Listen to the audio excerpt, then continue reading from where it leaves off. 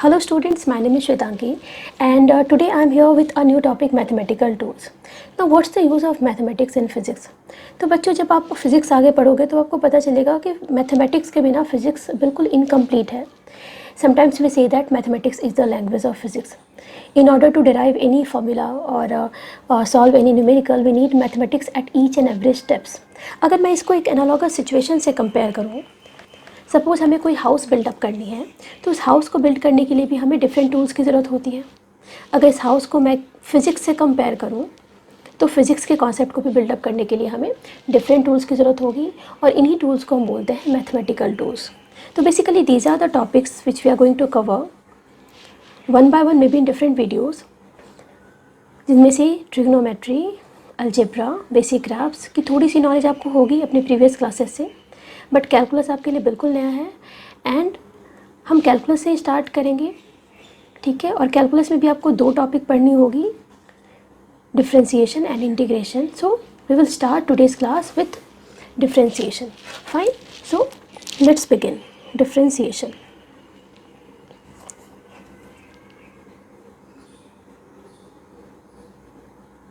Okay, तो differentiation में बच्चे हमें एक का सिंबल मिलेगा हमेशा, स्मॉल डी. इसका मतलब होता है अ लिटिल बिट ऑफ, एक छोटी सी अमाउंट, या अगर स्मार्ट लैंग्वेज में बोलो तो आप कह सकते हो एन एलिमेंट ऑफ. अगर ये स्मॉल डी किसी वेरिएबल के आगे अगर एक्स के आगे लगा दूँ तो इसका मतलब होता है an element of x. T के आगे लग जाए तो ये हो जाती है एन एलिमेंट ऑफ टी, यानी किसी वेरिएबल का एक छोटा सा अमाउंट. इसे हम स्मॉल डी से डिनोट करते हैं. मैंने कई बार देखा है बच्चे को बोलते हुए डी एक्स को डी टाइम्स एक्स बोलते हुए देखा है. डी एक्स को डी टाइम एक्स बोलते हैं. बच्चे ये बिल्कुल रॉन्ग है, because D here is not a factor. तो ये बोलना बिल्कुल गलत होगा हमारे लिए. Okay fine. अब ये डिफ्रेंशिएशन है क्या बच्चे? तो ये समझने के लिए हम क्या करते हैं, एक फंक्शन लेते हैं y इक्वल्स एफ एक्स, यानी यहाँ पे y क्या है, x की फंक्शन है. अगर y चेंज होगा तो x चेंज होगा तो y भी चेंज होगा. तो लेट्स सपोज कि x में एक छोटा सा चेंज आता है dx का, तो depending upon that change y will change bye dy. ठीक है, यानी x में चेंज हम कर रहे हैं बट y में चेंज खुद ब खुद हो रहा है because of this relation y equals f x. तो इन dx और dy के रेशियो को ही हम बोलते हैं differential coefficient of y with respect to x. Fine. तो small change in y divided by small change in x को क्या बोलते हैं हम, डिफरेंशियल कोफिशिएंट. और इसे क्या बोल सकते हैं हम, instantaneous rate of change of y with respect to x. ये बात तब होती है जब आपकी y x की फंक्शन है. अगर y t की फंक्शन हो गई तो हम क्या बोलते हैं उस केस में, y को t के रेस्पेक्ट में डिफ्रेंशिएट करते हैं और हम लिखते हैं dy by d t is instantaneous rate of change of y with respect to t. Fine. Okay बच्चों, इसे हम बोलते हैं इंस्टेंटेनियस. बेसिकली ये क्या है, instantaneous rate of change of one function with respect to any variable जिस पे आपकी वो फंक्शन डिपेंड कर रही है. अब आप बोलोगे कि मैम इसका कोई एग्जांपल दो या फिर फिज़िक्स में ये कहाँ यूज़ होने वाली हो. बच्चे हमने अभी तक क्या क्या चैप्टर्स पढ़ा है. एक तो हमने फिजिकल वर्ल्ड पढ़ा है. ठीक है, फिजिकल वर्ल्ड तो सिंपल सी थ्योरी थी हमारी, वो तो निकल गई. फिर हमने सेकंड चैप्टर पढ़ा यूनिट्स एंड मेजरमेंट. तो आपको याद होगा मैंने जो लास्ट टॉपिक पढ़ाया था, एरर एनालिसिस पढ़ाया था, लास्ट ईयर पढ़ाया था. तो उसमें आपको याद होगा कि जब एरर प्रोपगेशन पढ़ते हैं इन प्रोडक्ट इन क्वोशंट, तो उसकी डेरिवेशन, उसका जो फॉर्मूला था उसकी डेरिवेशन भी मैंने डिफरेंशिएशन का यूज़ करके ही कराया था. तो स्टार्टिंग के चैप्टर से ही आपका ये सारे मैथमेटिकल टूल्स यूज़ होने लगते हैं. तो और इनफैक्ट इसके बाद जो मैं आपको चैप्टर पढ़ाने वाली हूँ, after all the topics of differential mathematical tools, तो जो काइनेमेटिक्स आप पढ़ोगे ना, तो काइनेमेटिक्स में भी जो पहला आपका यूनिट है मोशन इन स्ट्रेट लाइन, उसमें भी जब आप वेलोसिटी या एक्सेलरेशन निकालोगे तो वेलोसिटी बच्चों बेसिकली क्या होता है, वेलोसिटी होता है rate of change of position vector. ठीक है, और एक्सेलरेशन क्या होता है, rate of change of velocity. तो वहाँ पे ये रेट, इस रेट को हम डिफाइन करते हैं इसी डिफरेंशियल कोफिशिएंट से. v equals dx by dt. Here x is the position vector, fine, और a equals dv by dt. बच्चों यहाँ पे x क्या पोजीशन वेक्टर है, तो rate of change of position vector क्या होती है, वेलोसिटी होती है, और rate of change of velocity क्या होती है, एक्सेलरेशन होता है. तो this are the example of instantaneous rate of change.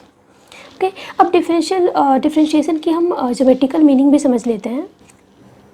Right down geometrical meaning of differentiation.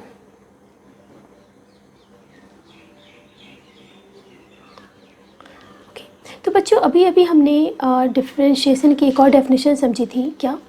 It's the instantaneous rate of change of any function with respect to some variable, जिस variable पे आपकी वो function depend करती है ना. तो differentiation क्या है, basically it's the instantaneous rate of change. अब इसकी ज्योमेट्रिकल मीनिंग क्या है ये भी समझ लेते हैं. पहले स्टेटमेंट लिख लो, dy by dx represents the slope of the curve y equals fx at any point. Okay, तो बेसिकली क्या कह रहे हैं, हम कहना चाहते हैं कि dy by dx क्या है, किसी भी फंक्शन की y equals fx अगर कोई कर्व है उसकी किसी पॉइंट पे स्लोप रिप्रेजेंट करती है. इसे भी हम समझते हैं. सबसे पहले तो ये समझते हैं कि यहाँ पे स्लोप का मतलब क्या है. आई होप कि सारे बच्चे को पता है स्लोप का मतलब क्या है, फिर भी मैं एक बार रिवाइज कर देती हूँ. स्लोप क्या होता है बच्चे? स्लोप समझने के लिए सपोज हमारे पास कोई फंक्शन है y इक्वल्स fx और वो फंक्शन स्ट्रेट लाइन की फंक्शन है, तो हम स्ट्रेट लाइन ग्राफ प्लॉट करते हैं. सपोज हमारे पास दो स्ट्रेट लाइन का ग्राफ है 1 और 2. अब मैं आपसे पूछूं कि किस स्ट्रेट लाइन की स्लोप ज़्यादा है, तो आप क्या करते हो, आप देखते हो कि पॉजिटिव एक्स एक्सिस से कौन सी ग्राफ आपकी ज़्यादा एंगल बना रही है. तो we can clearly see that first line जो एंगल बना रही है that is θ1 is greater than θ2. So tan θ1 भी क्या होगी, tan θ2 से ज़्यादा होगी. सिंपली यहाँ पे slope of the first line is greater then slope of the second line. अब बच्चे स्लोप क्या होती है, अगर स्लोप की डेफिनेशन आपको पता होगी तो आपको पता होगा कि स्लोप इक्वल्स होती है tan ऑफ थीटा. तो पहले लिख लीजिए स्लोप इक्वल्स क्या होती है, tan थीटा. अब बच्चे यहाँ पे थीटा क्या है, तो वी कैन क्लियरली सी कि थीटा वो एंगल है जो कोई कर्व पॉजिटिव एक्स एक्सिस से बना रही है in anticlockwise direction starting from the x axis. फिर से मैं रिपीट कर रही हूँ, theta is the angle made by the curve with positive x axis in anticlockwise direction starting from the x axis. अब x axis से start करके आपको थीटा लेनी होगी एंटी क्लॉकवाइज डायरेक्शन में. वही थीटा, उसी थीटा में अगर आप tan लगा देते हो tan थीटा, तो वो क्या बन जाती है, स्लोप बच जाती है उस पर्टिकुलर लाइन की. समझ में आ रही है बात? अगर ये समझ में आ गई तो एक और एग्जांपल मैं लेती हूँ.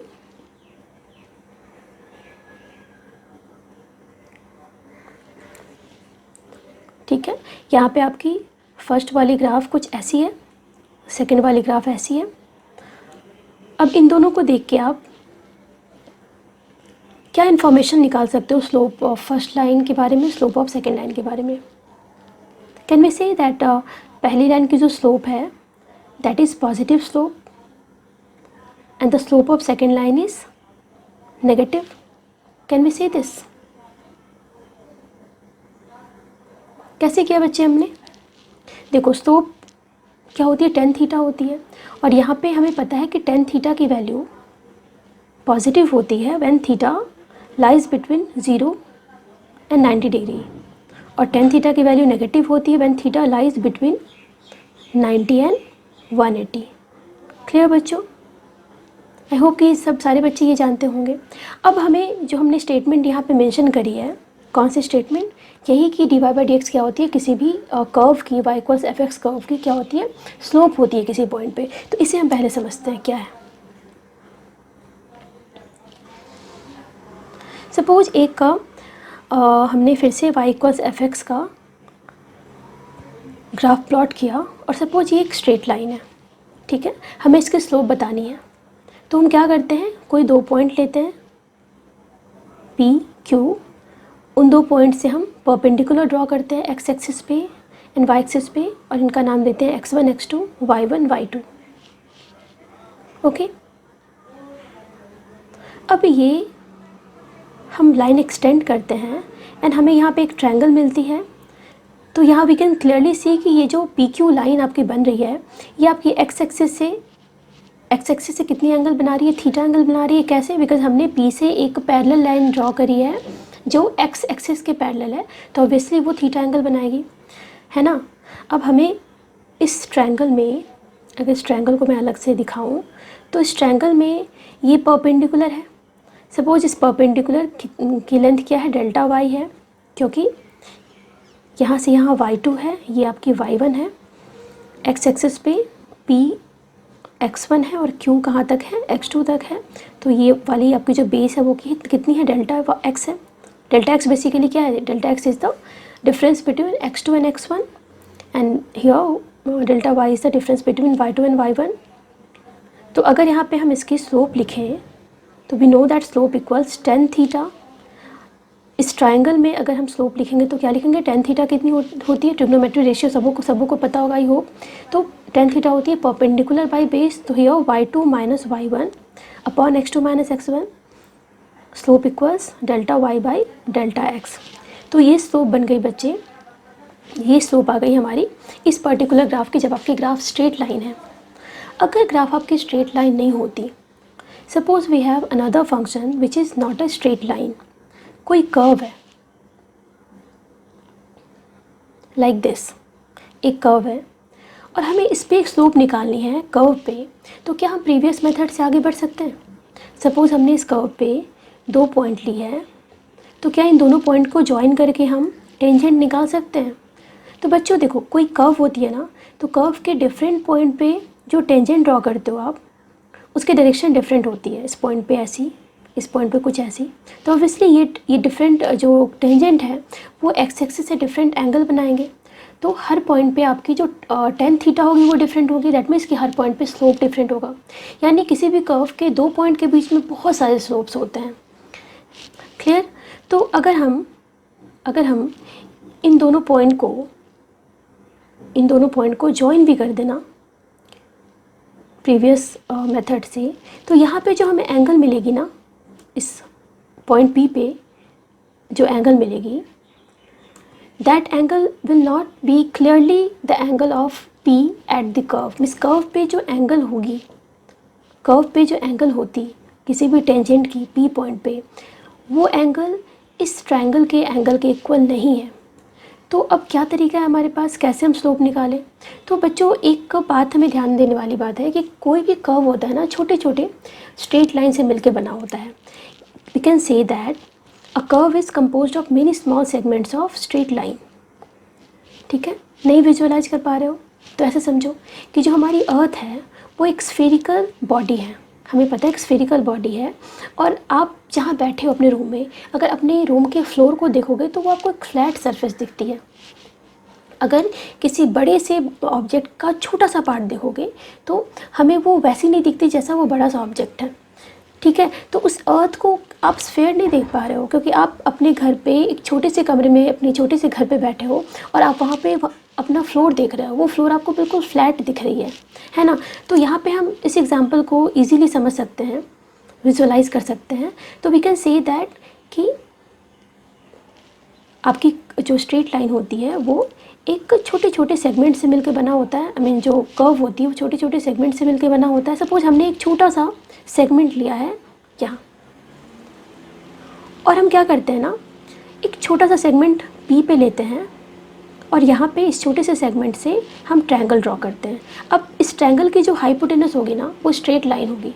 इस ट्रायंगल की हाइपोटेनस क्या होगी, स्ट्रेट लाइन। हमने क्या किया, बेसिकली इस Q को P के काफ़ी क्लोज हम लेके चले आए।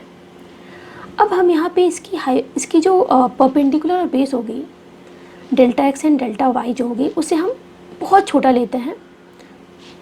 ओके, तो इस जगह पे हम स्लोप क्या लिख सकते हैं, स्लोप इक्वल्स डेल्टा y।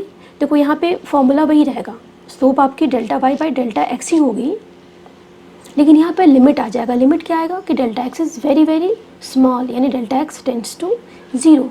तो इस केस में बच्चे इसी को हम बोलते हैं delta y by delta x when delta x tends to 0। जब डेल्टा x जो चेंज इन एक्स है वो बहुत छोटी है या चेंज इन वाई बहुत छोटी है, तो वहाँ पे ये change in y divided by change in x convert हो जाता है d y by d x में। क्लियर? तो ये बहुत ही इंपॉर्टेंट डेफिनेशन है और यहीं से हम समझ सकते हैं कि d y by d x basically क्या बताता है, slope of any curve y equals f x at any point. और यहाँ से हम ये भी देख सकते हैं कि it is instantaneous change of या instantaneous rate of change of y with respect to x। तो basically d y by d x वही है, बट इसको हम अलग अलग तरीके से समझ सकते हैं। इंस्टेंटेनियस रेट ऑफ चेंज का मतलब होता है बच्चे किसी एक पॉइंट पे हम रेट ऑफ चेंज देख रहे हैं। जैसे इस एग्जांपल में हमने पी और क्यू को हम बहुत पास लेके आ गए हैं, इतने पास लेके आ गए हैं कि अगर पी और क्यू के बीच में अगर x का चेंज देखोगे तो that is delta x which is very small. Delta x tends to zero, not equal to zero, tends to zero, मतलब ये ज़ीरो को अप्रोच कर रही है। अगर ज़ीरो के इक्वल हो जाएगी तब तो फिर आपका जो ये स्लोप आपने लिख रखा है delta y by delta x, ये तो नॉट डिफाइंड हो जाएगी। तो इक्वल टू ज़ीरो नहीं करना है, बट ये बहुत छोटी है, इतनी छोटी है कि उसको आप ज़ीरो के अप्रॉक्सीमेट ले सकते हो। ठीक है, तो यहाँ पे this is called instantaneous rate, यानी एक्स के एक छोटे से चेंज में वाई का जो चेंज आ रहा है उसके रेशियो को हम बोलते हैं rate of change of y with respect to x. यहाँ पे विथ रिस्पेक्ट टू वेरिएबल लिखना इसलिए ज़रूरी है बच्चे क्योंकि रेट ऑफ चेंज का मतलब जनरली हमारी माइंडसेट बनी हुई है कि रेट का मतलब होता है कि टाइम के रेस्पेक्ट में, नहीं। अंडरस्टूड है एक्सेलरेशन है तो that is rate of change of velocity, पर वहाँ पे विथ रिस्पेक्ट टू टाइम आपकी छुपी भी रहती है, इम्प्लिसिट होता है। अगर एक्सेलरेशन लिख रहे हो तो rate of change of velocity, velocity लिख रहे हो तो rate of change of position vector, लेकिन वहाँ पे ये विथ रिस्पेक्ट टू टाइम छुपी रहती है। तो ये जानना ज़रूरी है कि किस वेरिएबल को चेंज करोगे तो आपका फंक्शन चेंज होगा। ठीक है, यहाँ पे because y is a function of x, तो हमें x को चेंज करना है छोटे से अमाउंट में, तो y चेंज आएगा और दोनों के रेशियो को हम क्या बोलेंगे, rate of change of y with respect to x। Fine बच्चों, अब ये सारी चीज़ें कॉन्सेप्चुअल, थोड़ी सी कॉन्सेप्ट मैंने इसलिए बता दी बिकॉज क्योंकि फील आती है यार, थोड़ा सा समझ जाओगे क्या है डिफ्रेंशिएशन तो कुछ लॉस नहीं, कुछ जाएगा नहीं हमारा, बट थोड़ी सी फील आ जाती है। बट सच बताऊँ तो फिज़िक्स में आपको फॉर्मूला ही अगर आना, फॉर्मूला आ जाए तो वही काफ़ी है, क्योंकि हम न्यूमेरिकल्स में फॉर्मूला ही डायरेक्ट यूज़ करने वाले हैं, रूल्स यूज़ करने वाले हैं। तो अब हमारा आता है सबसे इम्पॉर्टेंट पार्ट जो हमारा है basic formula. Write down basic formula. The first formula is, अगर कोई फंक्शन y है और वो सिंपली कांस्टेंट है, ठीक है, कोई वेरिएबल नहीं है, एक कांस्टेंट टर्म है y equals k, where k is a constant, तो d y by d x क्या होती है, ये होती है ज़ीरो। ठीक है, ये बहुत ही इंपॉर्टेंट है। अगर y इक्वल्स कोई कांस्टेंट है तो दैट इज़ डी के बाई डी एक्स क्या हो जाएगी, ज़ीरो हो जाएगी। अब इसको आप समझ भी लो। देखो, जैसे अगर y वर्सेस x का आप कर्व बनाते हो एंड y इक्वल्स 5 गिवन है, तो ऑब्वियसली x की हर वैल्यू पे y कितनी होगी, 5 होगी। तो इसका स्लोप आप क्लियरली देख सकते हो because this line is parallel to x axis, तो tan 0 इक्वल्स 0। ठीक है, तो स्लोप इसकी 0 होगी और हमें पता है कि d y by d x क्या होती है, स्लोप होती है, तो that is equal to 0। Okay, the second one is y equals x to the power n, तो एक्स एन की डिफ्रेंशिएशन कितनी होती है, n into x to the power n minus 1। Very important, बहुत ही इंपॉर्टेंट है बच्चे। इसको इरेज कर दो। फाइन, लेट्स सपोज n की वैल्यू हमने 1 ली है, तो y कितनी हो जाएगी, x to the power 1 d x by d x, इस केस में क्या हो जाएगा। ठीक है, जस्ट n की जगह पे मैंने 1 पुट कर दिया तो ये 1 आ गई। तो आप लिख लो, ये भी एक फॉर्मूले की तरह से ही ले लो कि x का डिफ्रेंशिएशन x के रेस्पेक्ट में 1 होगा। ओके, अगर नेक्स्ट मैंने n को 2 ले लिया तो D x square by d x क्या हो जाएगा बच्चे, 2 बाहर ले लो, x पे power 2 minus 1 that is 2x, तो यहाँ पे D x square by d x क्या हो जाएगा, 2x हो जाएगा। सिमिलरली अगर हायर पावर का डिफ्रेंशिएशन लेते हो तो क्या होती है, वो पावर बाहर चली आती है, फैक्टर में चली आती है, और जो फंक्शन आपने लिया है उसमें पावर 1 लेस हो जाती है। जैसे यहाँ पे एक्स क्यूब का क्या आ जाएगा, एक्स स्क्वायर आ जाएगा, एक्स टू द पावर 4 का क्या आता है, एक्स क्यूब आ जाता। Third one is y equals exponential का e to the power x का, तो d by d x of e to the power x क्या होती है? बहुत ही सिंपल है, e to the power x का differentiation e to the power x ही होता है। सेकेंड है, नेक्स्ट है आपका, द नेक्स्ट वन इज, तो ये एक नेचुरल लॉग है, log ex का डिफ्रेंशिएशन क्या होता है? 1/x। Very important. अब कुछ ट्रिग्नोमेट्री रेशियो भी है, उनका भी डिफ्रेंशिएशन 1/1 देख लेते हैं। Okay, next, if y equals sin x, y equals cos x, y equals tan x, तो sin x का डिफ्रेंशिएशन बच्चों होता है cos x, cos x का डिफ्रेंशिएशन होता है माइनस ऑफ साइन एक्स, ध्यान देना minus of sine x, tan x का होता है sec square x. Next sec x का ले लेते हैं, ये होता है sec x into tan x, sec x into tan x बच्चे, बीच में प्रोडक्ट है 9, कॉट एक्स का होता है minus cosec square x, and आपकी लास्ट रेशियो है, ट्रिग्नोमेट्री रेशियो है कॉसेक एक्स, इसका होता है minus of cosec x cot x. Okay बच्चों, अब यहाँ पे कैसे याद करें इसे? तो प्रैक्टिस से ही याद होगा, ठीक है, सिंपल सी बात है, प्रैक्टिस से याद होगा, जितने न्यूमेरिकल्स बनाओगे, जितने क्वेश्चंस बनाओगे याद होगा। मैं भी प्रैक्टिस करवाऊंगी, but that will not be sufficient, आपको खुद की तरफ से, खुद के लेवल से प्रैक्टिस करनी चाहिए। देखो साइन के साथ कॉस आता है, कॉस के साथ साइन है, टेन के साथ सेक होगा, कॉसेक के साथ कॉट होगा, ये ध्यान देना। और प्लस यहाँ पे प्लस और माइनस कहाँ पे है ये याद करना, मैं आपको बता सकती हूँ कि जहाँ जहाँ पे सी का टर्म है, ठीक है, जहाँ जहाँ पे जैसे कॉस एक्स है ना, कॉटेक है, कॉटेक्स है, कॉसेक एक्स है, तो यहाँ पे आपकी क्या होगी? नेगेटिव साइन आएगा, माइनस साइन आएगा, ठीक है। तो चलो कुछ अब न्यूमेरिकल सॉल्व करने से पहले कुछ रूल्स भी हैं, कुछ बेसिक रूल्स हैं डिफ्रेंशिएशन के, वो भी हम देख लेते हैं। फाइन, तो कुछ बेसिक रूल हैं बच्चों। फर्स्ट है आपका कांस्टेंट मल्टीपल रूल, यानी अगर कोई फंक्शन है, किसी फंक्शन को आपने किसी कांस्टेंट से मल्टीप्लाई कर दिया,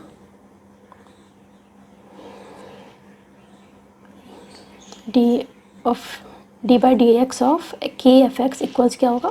आप कांस्टेंट टर्म को बाहर ले आते हो और जो फंक्शन है उसको डिफ्रेंशिएट कर देते हो, एज सिंपल एज दैट, ठीक है। एग्जाम्पल समझ लेते हैं। सपोज कोई फंक्शन है y इक्वल्स 3x², तो क्या करोगे आप? 3 को बाहर लिख दोगे, यहाँ पे x² क्या है? एक फंक्शन है, 3 बाहर लिख दिया, D by d x of x² क्या होगा? ये वाला फॉर्मूला जो हमने अभी भी देखा, x to the power n का क्या हो गया? ये 3 इंटू ट्वाइस, 2 को बाहर निकाल दिया पावर को, और एक पावर को एक लेस कर दिया, तो क्या हो गया? ये 6x आ गया। सेकेंड एग्जाम्पल देखते हैं, y इक्वल्स 5 साइन एक्स, तो यहाँ पे 5 को बाहर निकाल दिया, साइन एक्स का डिफ्रेंशिएशन हमने अभी भी देखा cos x होता है, तो आंसर क्या आ गया? 5 cos x। बहुत ही सिंपल था। चलो एक और देख लेते हैं, क्या लूँ? Okay, y equals 6 log x ले लेते हैं, 6 को बाहर निकाल दिया, एंड log x का डिफ्रेंशिएशन क्या होता है? 1/x, तो 6/x, ठीक है। काफ़ी है बच्चों इतना।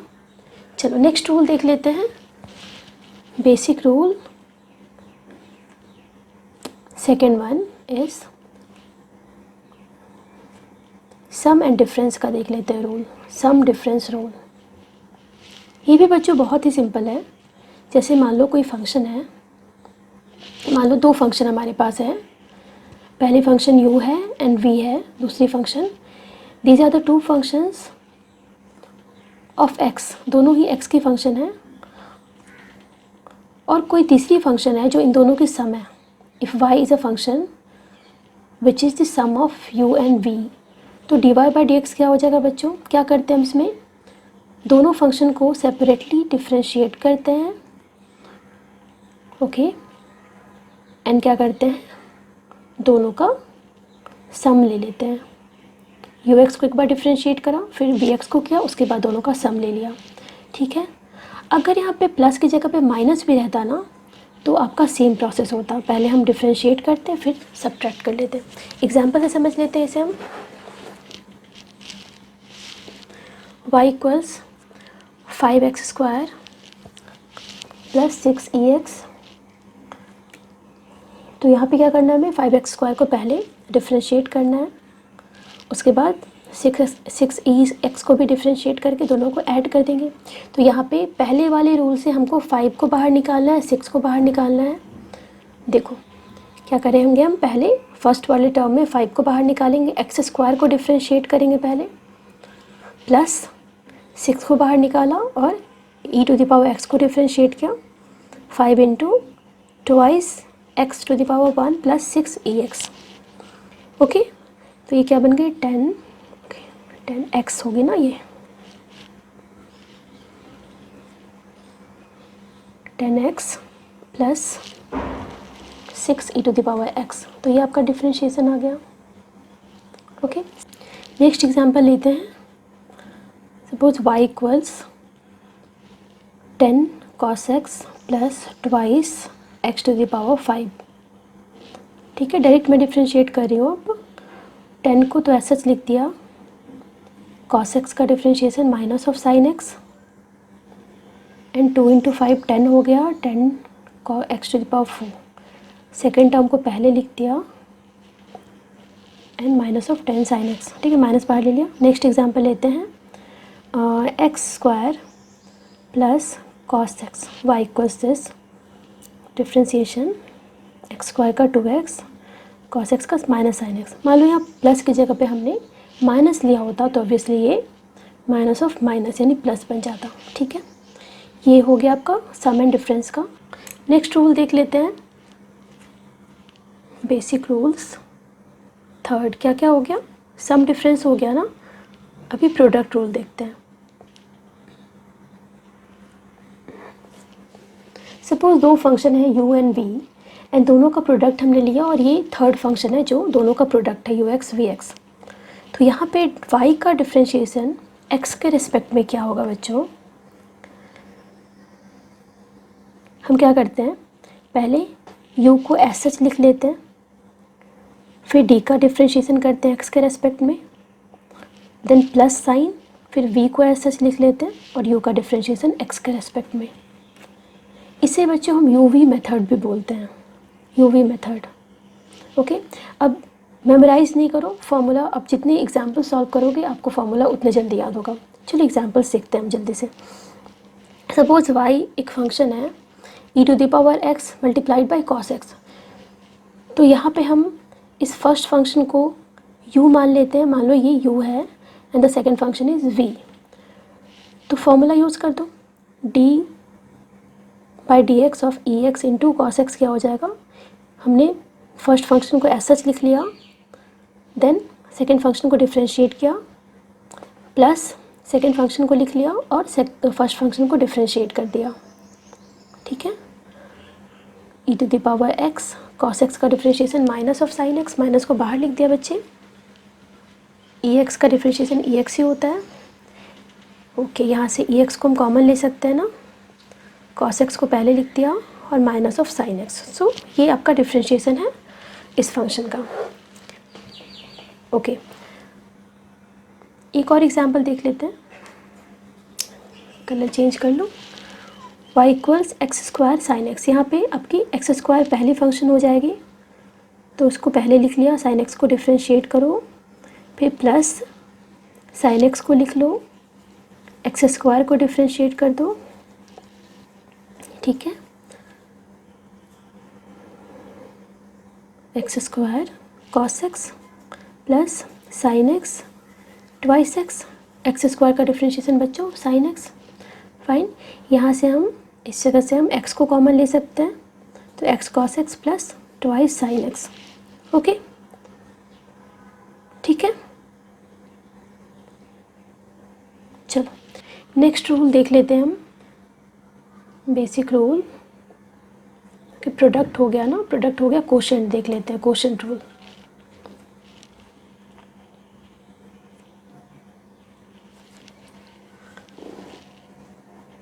कोशेंट रूल को हम U बाय V मेथड भी बोलते हैं,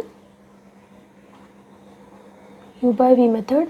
यहाँ पे भी हमने दो फंक्शन लिया है U and V, and third function लिया है Y, जो इन दोनों का रेशियो है, या कह सकते हो हमने U को V से डिवाइड करा। तो यहाँ पे Y का डिफ्रेंशिएशन कैसे लिखते हैं बच्चे, इस फॉर्मूले को ध्यान से देखना, ठीक है। यहाँ पे हम क्या करते हैं, पहले जो डिनोमिनेटर में उसका नीचे स्क्वायर लेते हैं, डिनोमिनेटर में V स्क्वायर, उसे फिर ऊपर लिखते हैं V, फिर U को डिफ्रेंशिएट करते हैं, बीच में हमारा माइनस साइन आता है, देन U को लिखते हैं और V को डिफ्रेंशिएट करते हैं x के रेस्पेक्ट में। ऑब्वियसली यहाँ पे सारे फंक्शन x के फंक्शन हैं, ठीक है। अब ये फॉर्मूला बच्चे बहुत इंपॉर्टेंट है, इस पर जितने न्यूमेरिकल सॉल्व करोगे आपको फार्मूला उतने जल्दी याद होगा, ठीक है। तो फार्मूला याद करने का बेस्ट तरीका यही है कि आप उसके बेस उस पर जो बेस्ड न्यूमेरिकल्स है वो सॉल्व करो, वेरी इंपॉर्टेंट, ठीक है। तो चलो हम भी कुछ क्वेश्चंस यहाँ भी प्रैक्टिस कर लेते हैं। चलो फर्स्ट क्वेश्चन में लेती हूँ, y equals x squared by sine x.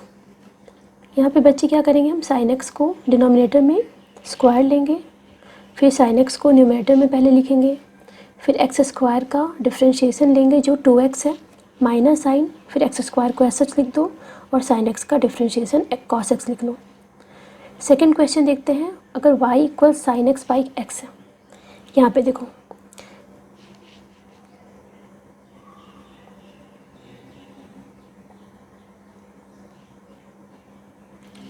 अब आपको लग रहा होगा कि मैम इतना फास्ट कैसे कर रही है, आपको बस फॉर्मूला देखना है। अगर आपको लग रहा है कि मैं फ़ास्ट हूँ तो थोड़ा सा पॉज कर लो वीडियो को और समझो, मैंने सिर्फ फार्मूला यूज़ किया है। यहाँ पे इस फार्मूले में क्या किया है, मैंने पहले वाले टर्म को आई मीन जो न्यूमरेटर में जो वैल्यू है उसे u माना है और डिनोमिनेटर में जो वैल्यू है उसे v माना है, ठीक है बच्चे। अब इस जगह पे सॉल्व कीजिए, साइन एक्स का कॉस एक्स आ जाएगा, साइन एक्स को लिख लिया सच, और एक्स का डिफ्रेंशिएशन 1 होता है, ठीक है। तो इस तरह से हमने इसे सॉल्व किया। So these are the differentiation of the given function. So let's change the colour. एक और एग्जांपल ले लेते हैं। Suppose y equals x squared plus 2x minus 1 upon 2x, okay. यहाँ पे ये क्या है, u है, और डिनोमिनेटर वाली क्या है, v है। तो डिनोमिनेटर वाले v को पहले स्क्वायर करो, 4 स्क्वायर, 2x को ऐसा लिखा, और u को डिफ्रेंशिएट करो x के रेस्पेक्ट में, माइनस u को लिख लिया और v को डिफ्रेंशिएट कर दो, ठीक है। सॉल्व कर लो, इसे सॉल्व कर लीजिए बच्चे। इसे क्या आ जाएगा, देखो 2x x और 1 का 0 माइनस ऑफ ऐसा कॉपी कर लो, एंड 2x का डिफ्रेंशिएशन बच्चे 2 हो जाएगा सिंपली, बिकॉज x का डिफ्रेंशिएशन 1 होगा, ओके। सॉल्व कर लीजिए इसे, 4x squared plus 4x minus 2x squared minus 4x plus 2, okay.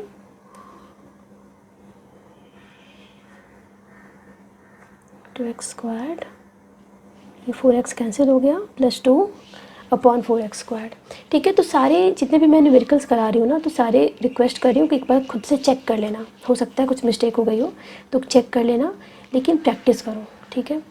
चलो, तो ये कौन सा रूल था, rule number 3 and 4, 5, rule number 4। Next हमारा एक last rule which is very important, एक आपका है चेन रूल, वो भी लिख लो, चेन रूल। चलो, सपोज बच्चे कोई फंक्शन y है जो आपकी gx की फंक्शन है और gx क्या है, x की फंक्शन है, यानी कह सकते हो f is the function of gx where gx is the function of x।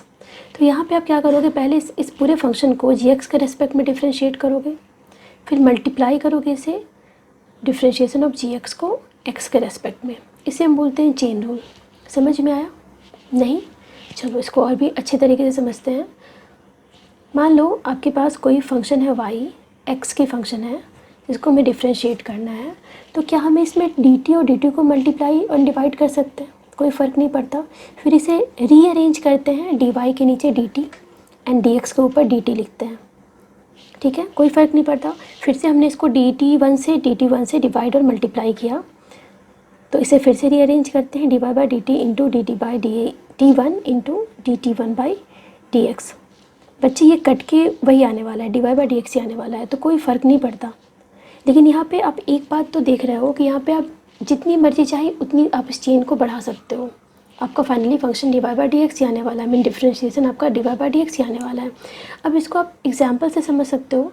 अगर मान लो हमारे पास कोई फंक्शन गिवन है y equals e to the power 2x, तो यहाँ पे बच्चों हमें e to the power x का डिफ्रेंशिएशन पता है, क्या होता है ex, ये हमें पता है, but e to the power 2x का डिफ्रेंशिएशन नहीं पता। तो हम यहाँ क्या कह सकते हैं कि here this y is the function of 2x where 2x is the function of x, ये कह सकते हैं हम इजीली। तो क्यों ना हम 2x को gx मान लें यहाँ पे, या अगर हम इस सेकंड वाले मेथड से चले तो हम let's suppose that this 2x is t, मान लेते हैं कि ये t क्या है, आपकी 2x है।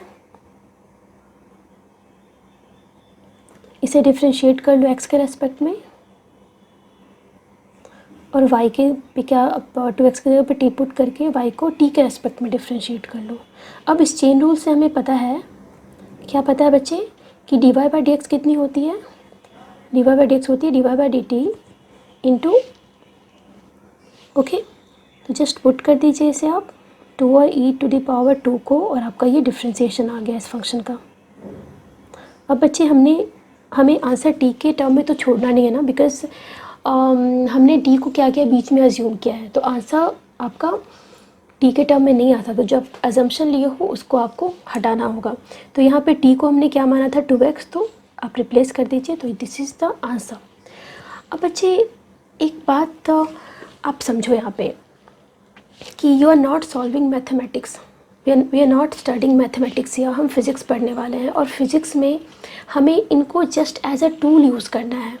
तो हमें इतना बड़ा क्वेश्चंस को इतना लेंदी नहीं करना। हमें किसी क्वेश्चंस को सॉल्व करने के लिए आपको ऐसा नहीं कि आप मैथ्स ही बना रहे हो उसमें। हो सकता है ये जो आपको डिफ्रेंशिएशन मैंने बताया है, ये किसी फिज़िक्स के न्यूमेरिकल का एक छोटा सा स्टेप हो सकता है। तो वहाँ पे आपको अगर प्रैक्टिस में रहोगे ना, तो आप इस क्वेश्चन को एक लाइन में सॉल्व कर सकते हो। अभी हमने क्या किया बच्चों, अभी हमने किसी फंक्शन के अंदर जाके किसी फंक्शन को t माना, फिर उसे हमने x के रेस्पेक्ट में डिफ्रेंशिएट किया, फिर आपकी जो ओरिजिनल फंक्शन थी उसको हमने t के रेस्पेक्ट में डिफ्रेंशिएट किया, फिर दोनों को हमने चेन रूल में ला के दोनों को मल्टीप्लाई कर दिया, ये किया हमने। लेकिन देखो इसको हम एक लाइन में कैसे सॉल्व कर सकते हैं बच्चे, ये देख लो कि अगर y आपकी equals e to the power 2x है, हमें पता है कि ex का डिफ्रेंशिएशन ex हम जानते हैं, बट यहाँ पे e to the power 2x का डिफ्रेंशिएशन हमें नहीं पता। तो हम मन ही मन इस 2x को x कंसिडर कर लेते हैं। हम मान लेते हैं कि यहाँ पे 2x ना लिख के यहाँ पे x लिखा है, हमने मन ही मन ये कंसिडर किया, और यहाँ पे x से समझ के इसको क्या किया, इसको डिफ्रेंशिएट कर दिया। तो ये वैल्यू क्या आएगी, e to the power x आती, लेकिन यहाँ पे x को हमने 2x मान लिया है, तो यहाँ पे 2x ही लिखेंगे। फिर जिस फंक्शन को हमने माना है ना, उस मानने वाले फंक्शन को हम डिफ्रेंशिएट करते हैं और इस फंक्शन से मल्टीप्लाई कर देते हैं, इस फंक्शन से मल्टीप्लाई कर देते हैं। इजी, नहीं समझ में आया? चलो एक और एग्जाम्पल लेते हैं। मान लो एक फंक्शन है y equals log e 3x। अब बच्चों यहाँ पे हमें log ex का डिफ्रेंशिएशन पता है 1/x, यहाँ पे तो 3x है, तो इस 3x को x मान के इसे डिफ्रेंशिएट कर लो। क्या लिख लो, dy by d x equals 1/x लिखते हैं, बट अभी क्या लिखेंगे हम 1/3x, बिकॉज यहाँ पे x नहीं है। अब इस 3x को हम डिफ्रेंशिएट करेंगे तो 3 आएगा, इसे मल्टीप्लाई कर लो, तो आपका आंसर सिंपली 1/x आ गया। कन्फ्यूज़न, अभी भी कन्फ्यूज़न है? फिर से एग्जाम्पल लेते हैं, थर्ड एग्जाम्पल लेते हैं। सपोज y इक्वल्स क्या ले, sin x स्क्वायर्ड है, ठीक है। अब हमें यहाँ पे sin x का डिफ्रेंशिएशन तो पता है cos x होता है, बट यहाँ पे एक्स ना हो कि एक्स स्क्वायर्ड है तो हम क्या करते हैं, एक्स स्क्वायर को मनी मन एक्स कंसिडर करते हैं, इसको डिफ्रेंशिएट करते हैं और यही वाला फॉर्मूला यूज़ करते हैं। तो हम क्या लिख सकते हैं, dy by d x equals cos x squared. अब जिस फंक्शन को आपने मनी मन माना है एक्स, उस फंक्शन को डिफ्रेंशिएट करो एक्स के रेस्पेक्ट में और इसे मल्टीप्लाई कर दो, तो ये सिंपली आ गया 2x। तो क्या हो गया ये 2x cos square x. Simple. Not satisfied, एक और एग्जांपल लेते हैं। Suppose y equals cos of एक पॉलिनोमियल फंक्शन मैंने ले लिया कोई सा भी। अब हमें कॉस एक्स का डिफ्रेंशिएशन तो पता था, minus of sine x, but इस x की जगह पे यहाँ पे एक पॉलिनोमियल फंक्शन है, तो इस पूरे पॉलिनोमियल फंक्शन को हम x मान के इसको डिफ्रेंशिएट कर लें, लेकिन लिखेंगे हम वही पूरी फंक्शन। अब इस पूरी फंक्शन को हम डिफ्रेंशिएट करेंगे और इस टर्म से मल्टीप्लाई कर देंगे, तो ये क्या आ गया, एक्स स्क्वायर का 2x, 2x का 2। स्टिल कन्फ्यूज्ड, फिर से एग्जांपल लेते हैं। चलो, y equals sine of e to the power 2x। अब बच्चों यहाँ पे ये बनाओ, ये वाला क्वेश्चन सॉल्व करो, खुद से करो, पॉज करो वीडियो को, खुद से सॉल्व करो। हमें पता है कि साइन एक्स का डिफ्रेंशिएशन होता है कॉस एक्स। यहाँ पे x की जगह पे e to the power 2x है, तो e to the power 2x ही लिख दो। फिर e to the power 2x का तो हमें पता नहीं, हमें पता है e to the power x का डिफ्रेंशिएशन, तो e to the power 2x को मनी मन कंसिडर कर लो x और डिफ्रेंशिएट कर दो। उसके बाद हमें क्या करना है बच्चे, जिसको हमने फिर से माना है 2x को x माना था ना, तो इसे डिफ्रेंशिएट कर दो x के रेस्पेक्ट में, तो ये सिंपली आ जाएगा 2। तो यहाँ पे देखो इस चेन रूल में हमें 3 बार मल्टीप्लाई करना पड़ा है, यहाँ पे हमें 3 बार मल्टीप्लाई करना पड़ा है। अगर इसे हम अपने कन्वेंशनल मेथड से इसे सॉल्व करते हैं तो यहाँ पे हम कह सकते हैं कि यह sine is the function of और we can say y is the function of e to the power 2x, where e to the power 2x is the function of 2x and 2x is the function of x। यानी यहाँ पे क्या है, यहाँ पे f of g of some other function of x है, यहाँ पे 3 टाइम्स है, आप देख सकते हो। तो यहाँ पे आप क्या करोगे, इस पूरे टर्म को डिफ्रेंशिएट करोगे पहले e to the power 2x के रेस्पेक्ट में, फिर e to the power 2x को डिफ्रेंशिएट करोगे बच्चों 2x के रेस्पेक्ट में, और फिर 2x को डिफ्रेंशिएट करोगे x के रेस्पेक्ट में। तो ये वाली टर्म आपकी थर्ड वाली वैल्यू देगी, ये वाली टर्म सेकंड वाली वैल्यू देगी। तो ये आपका आ गया डिफ्रेंशिएशन। 1 लाइन में मैंने सॉल्व किया है। आप चाहो तो प्रॉपर फॉर्मूला लगा के, प्रॉपर एजम्पशन लेके आप इसे सॉल्व कर सकते हो। आ गया समझ में? या और एक एग्जांपल है, चलिए एक और एग्जांपल लेते हैं। मान लो y इक्वल से √x स्क्वायर प्लस 1, तो इसे क्या हम लिख सकते हैं बच्चे, x square plus 1 to the power half लिख सकते हैं पूरे का। ठीक है, हमें x to the power n का पता है फॉर्मूला क्या है। ओके, तो यहाँ पे n की जगह पे क्या है, हाफ है, पुट कर दो फॉर्मूले में। तो यहाँ पे क्या लिख सकते हैं, x to the power half का डिफ्रेंशिएशन 1/2 √x। अब बच्चे इस जगह पे x की जगह पे क्या है, यहाँ पे x स्क्वायर प्लस 1 है, तो कोई बात नहीं, x की जगह पे पुट कर दो 2 √x स्क्वायर प्लस 1। अब माना है हमने x स्क्वायर प्लस 1 को, तो उसको डिफ्रेंशिएट करो एक बार 2x प्लस 0। ठीक है, यहाँ से क्या आ जाएगा आपका आंसर, क्या आ गया, x/√x स्क्वायर प्लस 1, 2 तो कैंसिल हो गई ना, तो ये आपका आंसर है। आई होप कि इतने एग्जाम्पल्स सफिशेंट है आपके लिए। अगर अभी भी कन्फ्यूज़न है बच्चे, तो जितनी मर्जी उतनी आप न्यूमेरिकल सॉल्व करो। ठीक है, तो ये अभी तक मैंने जो बताया वो आपका डिफ्रेंशिएशन से रिलेटेड मैंने सारे फॉर्मूले लिए थे, सारे बेसिक रूल्स लेके सारा मैंने आपको न्यूमेरिकल सॉल्व कराया। और अब हमारा एक लास्ट टॉपिक बचा है मैक्सिमा मिनिमा का, so let's cover that topic also, maxima and minima. अब इस पे क्वेश्चंस कैसे आते हैं बच्चों, सपोज एक का फंक्शन गिवन है y इक्वल्स fx, हमें x की वो वैल्यू निकालनी हो सकती है जहाँ पे आपकी y मिनिमम या मैक्सिमम है, यानी x मिन मैक्स, या फिर y की मैक्सिमम या मिनिमम वैल्यू। तुम क्या करते हैं, पहले वो पॉइंट निकालते हैं जहाँ पे आपकी y मिनिमम या मैक्सिमम है, यानी x की वैल्यू निकालते हैं, फिर उसे हम इस इक्वेशन में पुट करते हैं, वहाँ से y मैक्स या y मिन आती है। तो बच्चों मैक्सिमम मिनिमा को पहले हम ज्योमेट्रिकली समझेंगे, उसके बाद हमारे पास 2 फॉर्मूलेज हैं जो हम यूज़ करने वाले हैं थ्रू आउट फिजिक्स। हमें ज़्यादा कॉन्सेप्ट में नहीं जाना, बट ग्राफिकली एक बार हमारे लिए समझना ज़रूरी है कि मैक्सिमा मिनिमा क्या है। तो सपोज एक फंक्शन है हमारा y इक्वल्स एफ एक्स, और उसके कुछ इस तरह से हम ग्राफ ड्रॉ कर सकते हैं। इस ग्राफ के, इस कर्व के लेफ़्ट साइड में डिफरेंट पॉइंट्स पे जब हम टेंजेंट ड्रॉ करते हैं तो ये टेंजेंट पॉजिटिव एक्स एक्सिस से जो एंगल बना रहे हैं क्लियरली वो 90 डिग्री से ज़्यादा है, तो स्लोप क्या होगी, नेगेटिव होगी। सिमिलरली राइट साइड में जब हम टेंजेंट ड्रॉ कर रहे हैं तो वो 90 डिग्री से कम है, तो these slopes are positive, d y by d x is positive. तो यहाँ वी कैन सी दैट कि आपकी जो स्लोप है जब आप एक्स एक्सिस में राइट की तरफ जा रहे हो तो स्लोप आपकी नेगेटिव से पॉजिटिव में चेंज हो रही है। तो आप कह सकते हो कि किसी एक पॉइंट पे स्लोप आपकी ज़ीरो रही होगी। क्लियर? तो सपोज़ इस पॉइंट पे जब आप टेंजेंट ड्रॉ करते हो तो वो टेंजेंट एक्स एक्सिस के पैरेलल है, तो d y by d x क्या होगी, यहाँ पे ज़ीरो होगी। और अगर इस पॉइंट पे हम परपेंडिकुलर ड्रॉ करें एक्स पे, तो ये कौन सी पॉइंट है जहाँ पे y की वैल्यू मिनिमम है, और ये पॉइंट कौन सी है जहाँ पे y इटसेल्फ मिनिमम है। ये तो हो गई एक तरह की ग्राफ। अब दूसरी एक ग्राफ ड्रॉ करते हैं जहाँ पे आपका कर्व कुछ ऐसी आ रही है, कर्व कुछ ऐसी आ रही है। यहाँ पे इस कर्व के लेफ़्ट साइड में जब डिफरेंट पॉइंट्स पे आप टेंजेंट ड्रॉ करते हो तो ये क्लियरली दिख रहा है कि d y by d x क्या यहाँ पे पॉजिटिव है।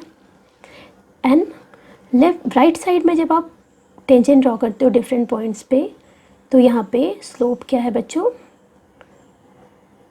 नेगेटिव आएगी ना यहाँ पे स्लोप। तो यहाँ पे प्रीवियस तरीके से हम देख सकते हैं कि यहाँ पे किसी एक पॉइंट पे ऐसी टेंजेंट होगी जो आपकी एक्स एक्सिस के पैरेलल होगी, तो यहाँ पे आपकी स्लोप की वैल्यू ज़ीरो आएगी। तो ये वो पॉइंट है जहाँ पे ये ग्राफ क्या है, मैक्सिमम है। तो यहाँ पे इस पॉइंट को क्या हम बोलेंगे, एक्स मैक्स, और इसे वाई मैक्स बोलेंगे। ठीक है बच्चों?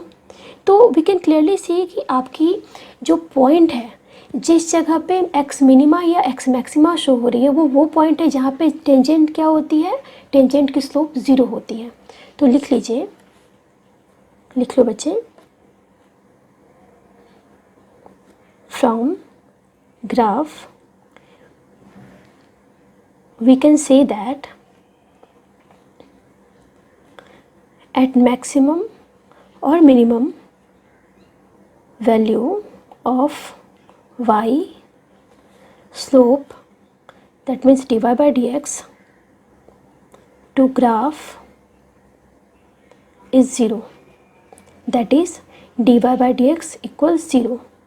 This is very important formula in order to find out the value of x max x min.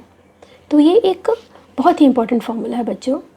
अब क्वेश्चन हमारा ये है कि अब कौन सी पॉइंट एक्स मैक्सिमम है, कौन सी पॉइंट मिनिमम है, ये कैसे फाइंड आउट करें। तो देखो बच्चों, पहले तो ये d y by d x जब आपने निकाला था तो ये एक फंक्शन थी, एक एक्स की फंक्शन थी। जब इसको आपने ज़ीरो से इक्वेट कर दिया तो ये क्या बन गई, ये इक्वेशन बन गई। जब ये इक्वेशन बन गई तो इस इक्वेशन से हम d y by d x equal 0 से हम क्या निकाल सकते हैं, एक्स की वैल्यू फाइंड आउट कर सकते हैं। तो write down d y by d x equal 0 gives different values of x, x max, x min. अब कौन सी पॉइंट मैक्सिमा है, कौन सी पॉइंट मिनिमा है, ये कैसे फाइंड आउट करें। तो बच्चों वापस से ग्राफ में हम देखते हैं। पहले वाली ग्राफ में आप देख सकते हो कि आपकी जो स्लोप है ना, वो स्लोप जब आप एक्स एक्सिस में राइट की तरफ मूव करते हो तो आप देखते हो स्लोप आपकी हर पॉइंट पे नेगेटिव थी, राइट में पॉजिटिव है। यानी आपकी स्लोप क्या हो रही है, स्लोप आपकी इंक्रीज़ कर रही है, स्लोप आपकी इंक्रीज़ कर रही है। यानी अगर स्लोप का चेंज निकालोगे तो वो चेंज क्या होगी, पॉजिटिव होगी। ठीक है, यानी आप कह सकते हो कि rate of change of slope क्या है, पॉजिटिव है।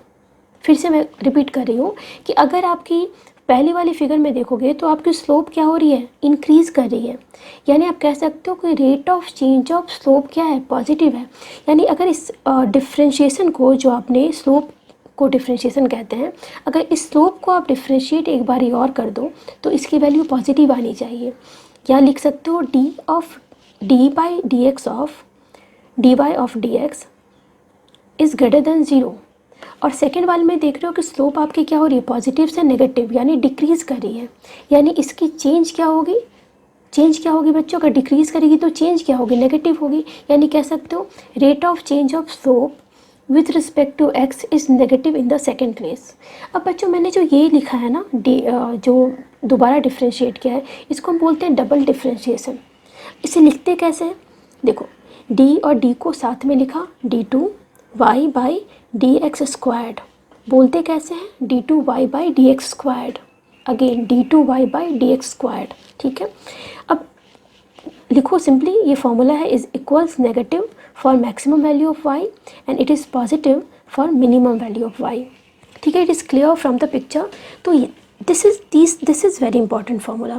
पहले क्या करोगे आप, dy by d x differentiate करोगे एक बार ग्राफ को, आई मीन फंक्शन को एक बार डिफ्रेंशिएट करके उसको 0 से इक्वेट करोगे, x की वैल्यूज़ फाइंड आउट करोगे, फिर आप दोबारा क्या करोगे, उसको डिफ्रेंशिएट करोगे उस फंक्शन को, और आप x की वैल्यूज़ पुट करके देखोगे कि किस x पे वो नेगेटिव है, किस x पे वो पॉजिटिव है। जिस x पे नेगेटिव होगी वहाँ पे y की मैक्सिमम वैल्यू शो करेगी, जिस x पे पॉजिटिव होगी वहाँ पे मिनिमम वैल्यू शो करेगी। फॉर्मूला बस इतना ही इंपॉर्टेंट है। ठीक है, अब इस पर कुछ क्वेश्चंस सॉल्व कर लेते हैं हम। सपोज़ y इक्वल्स है x square minus 4x plus 7। ठीक है, यहाँ पे हमें मिनिमम या मैक्सिमम वैल्यू फाइंड आउट करनी है। तो एक बार डिफ्रेंशिएट करो इसे, क्लियर, 0 से इक्वेट करो।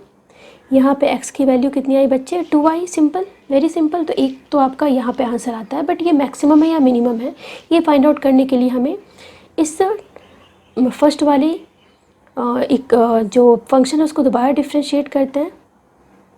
तो ये क्या आएगी, simply 2 which is positive. Actually positive का मतलब ये क्या है, x की जो वैल्यू आई थी वो मिनिमम वैल्यू है, वहाँ पे आपकी ग्राफ क्या होगी, मिनिमा होगी। और ग्राफ की वैल्यू क्या है कि आपको क्या करना है, इस इक्वेशन में जो गिवन है वहाँ पे x की जगह पे सिंपली 2 पुट करना है, वो पॉइंट पुट करना है जहाँ पे y मिनिमम है, 2 स्क्वायर माइनस 4। ठीक है, तो y की क्या वैल्यू आती है, 3 आती है। ठीक है, at minimum y is at 3। तो मिनिमम पे तो y मिनिमा क्या है, यहाँ पे 3 है, यानी y की वैल्यू 3 से कम नहीं हो सकती। सेकेंड एग्जाम्पल लेते हैं। Suppose y equals 6 plus 9x minus 4x squared. Differentiate करो, 0 से इक्वेट करो इसे, क्या आ गया बच्चों, x की वैल्यू 9/8 आ गई ना। अब इसे दोबारा हम डिफ्रेंशिएट करते हैं इस फंक्शन को, ठीक है, -8। तो क्लियरली वी कैन सी कि x की कोई भी वैल्यू हो, ये वाली फंक्शन आपकी हमेशा क्या होगी, नेगेटिव होगी। जो हमने अभी सेकेंड टाइम इन डिफ्रेंशिएट किया वो हमेशा नेगेटिव होगी। मतलब यहाँ पे इस पर्टिकुलर पॉइंट पे जो x की वैल्यू आई है 9/8, इस पॉइंट पे y क्या होगी, मैक्सिमा शो करेगी। तो y की वैल्यू भी फाइंड आउट कर लो। क्या करोगे आप, जो गिवन इक्वेशन है क्वेश्चन में वहाँ पे आप x की जगह पे 9/8 पुट करोगे, और क्या करोगे, उसको सिंपली फाइंड आउट कर लोगे। ये आप फाइंड कर लेना, समझ रहे हैं, फाइंड कर लेना। एक और एग्जांपल ले लें, डिग्री इंक्रीज कर लेते हैं इस बार। y equals x³ minus, okay, एक बार डिफ्रेंशिएट कीजिए इसे, 3x squared minus 6 into 2 12x plus 9 0। Simplify कीजिए इसे, 3 से डिवाइड कर दिया हमने दोनों साइड। इस इक्वेशन को सॉल्व करोगे ना तो आंसर आपका आएगा, x की वैल्यू आती है 1 एंड 2, दो वैल्यूज़ आएगी। अब किस x पे आपकी जो फंक्शन है वो मैक्सिमम है, किस x पे फंक्शन आपकी मिनिमम है, ये फाइंड आउट करने के लिए हम क्या करते हैं, जो फंक्शन हमें आई है उसे हम डिफ्रेंशिएट करते हैं दोबारा। तो डिफ्रेंशिएट कीजिए, क्या आएगा, x स्क्वायर का 2x माइनस 4। सही किया है क्या, नहीं बच्चों, हमने क्या करना है, इस फंक्शन को डिफ्रेंशिएट करना है। हमने इक्वेशन को डिफ्रेंशिएट कर दिया है, हमें क्या करना है, इस फंक्शन को डिफ्रेंशिएट करना है। ओके, तो यहाँ पे वी कैन सी क्लियरली कि इस जगह पे जो फंक्शन आई है हमारी d2y by d x squared, वो क्या है, x की फंक्शन है, यानी डिफरेंट x के लिए इसकी वैल्यू डिफरेंट होगी। तो हम क्या करेंगे, 1 बाई 1 और इस 2x जो हमारी रूट आई है 1 एंड 2 3, इसे पुट करेंगे और देखते हैं कि इसकी d2y by d x squared की वैल्यू पॉजिटिव आती है, नेगेटिव आती है। तो 1 को पुट करा पहले हमने, तो it is clearly negative. And at x equals 3 इसकी वैल्यू क्या आती है, +6 आएगी, +6। तो यहाँ पे हम देख सकते हैं कि इस जगह पे नेगेटिव है, यहाँ पॉजिटिव है, यानी जो पहली वाली x इक्वल्स 1 है, यहाँ पे आपकी y क्या है, मैक्सिमा होगी।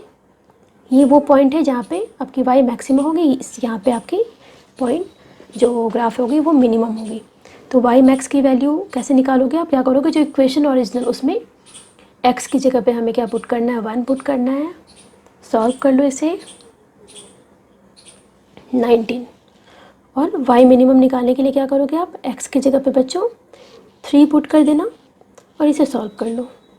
क्लियर, ठीक है। Let's take one last question. The height reached in time t by a particle thrown upward with a speed u is given by। बच्चों ये क्वेश्चन आपने क्लास 9th में मोशन अंडर द ग्रेविटी वाले topic में पढ़ा होगा, but don't worry, हमें अभी प्रीवियस क्लास के नॉलेज की ज़रूरत नहीं है। अभी हमने जो मैक्सिमा मिनिमा निकालने का तरीका सीखा है, हमें बस उसी प्रोसेस पे चलना है।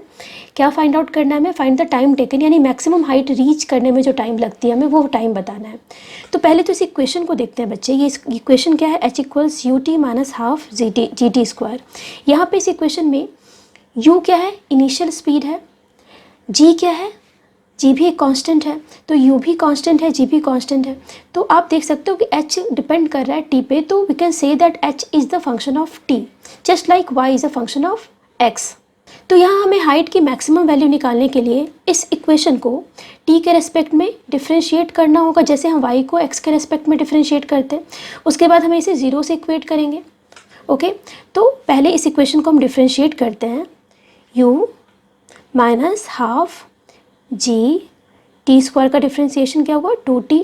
ठीक है, सॉल्व कीजिए इसे, फाइनली क्या आएगा आपका, t इक्वल्स यू बाई जी।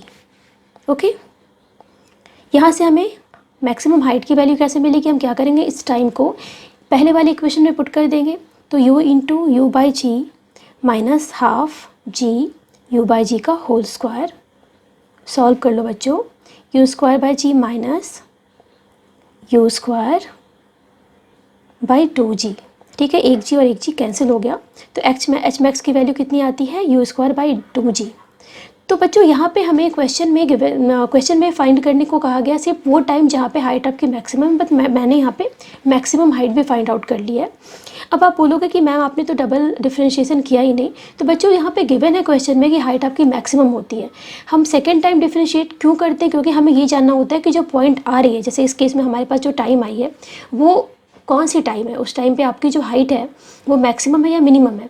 तो यहाँ पे हमें करने की ज़रूरत नहीं, बट आउट ऑफ क्यूरियोसिटी अगर आपको निकालना हो तो आप इस इक्वेशन को जहाँ पे आई मीन फंक्शन को जहाँ पे आपने एच को एक बार डिफ्रेंशिएट किया है, ये वाली यू माइनस जी टी को एक बार अगर डिफ्रेंशिएट करोगे ना, तो ये माइनस में आंसर आपका आएगा, यानी माइनस जी आंसर आएगा। इसका मतलब अगर d two h by d t square अगर नेगेटिव है, दैट मीन्स कि आपकी जो टी की वैल्यू आई है वो कौन सी टी की वैल्यू है, वहाँ पे हाइट क्या होगी, मैक्सिमम होगी। ठीक है, तो ऐसे आप क्या कर सकते हो, मैक्सिमा या मिनिमा इस तरीके से फाइंड आउट कर सकते हो। तो बच्चों जितना मैंने अभी तक आपको डिफ्रेंसिएशन में पढ़ाया है, that is enough for physics, and this is all about today's lecture. तो मिलते हैं आपसे अगले क्लास में with a new topic, integration. Thank you.